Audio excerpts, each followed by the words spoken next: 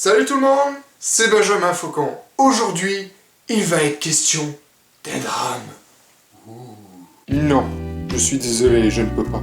Mais pourquoi es-tu si distant avec moi? Parce que tu as épousé un homme sauvage. Quel est ce bruit? L'as-tu vu? C'est un fantôme, il est là. Écoute, je ne peux pas dire non, et je ne peux pas dire oui non plus. Vous l'avez compris, il va être question d'un roman à l'intensité dramatique des plus importantes. Et avant que vous posiez la question, oui, j'envisage de produire mes propres films Lego. Parce que Benjamin Faucon n'a pas de limite.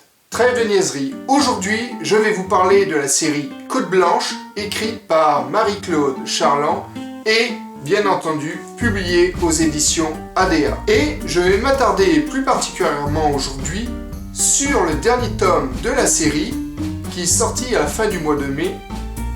Voici donc le tome 4 entre ombre et lumière. Pour ceux qui ne connaissent pas encore la série Côte Blanche de Marie-Claude Charland, il s'agit d'un savant mélange de romance historique, de paranormal et de scènes. C'est un petit peu froid.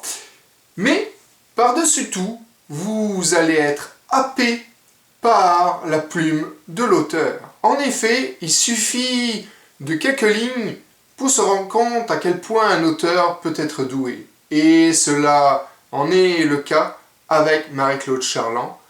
Une seule phrase vous donnera l'étendue de son talent. Suspendue devant la fenêtre entr'ouverte, la plante araignée agitait ses feuilles rubanées, mue, dirait-on, par la volonté de s'extraire de son lit terreux pour exécuter un ballet aérien. Comme vous pouvez le constater, Marie-Claude Charland écrit merveilleusement bien. Nichée dans la tiédeur de ses draps, Lauriane soupira d'aise. Sa peau portait encore la moiteur laissée par les ébats enflammés qui avaient embrasé son être tout entier quelques instants plus tôt. Alors mesdames, préparez les bols de fraises et la chantilly. J'arrive. J'ai vraiment dit ça à l'écran? Alors, mon conseil, faites comme des milliers de lecteurs, embarquez dans l'aventure Côte Blanche de Marie-Claude Charland. Vous ne serez pas déçus, je peux vous le garantir. Et je vous rappelle que le 4e tome, entre ombre et lumière, vient de sortir à la fin du mois de mai 2016 en librairie au Québec et sortira quelques mois plus tard en Europe. Sur ce, bonne lecture.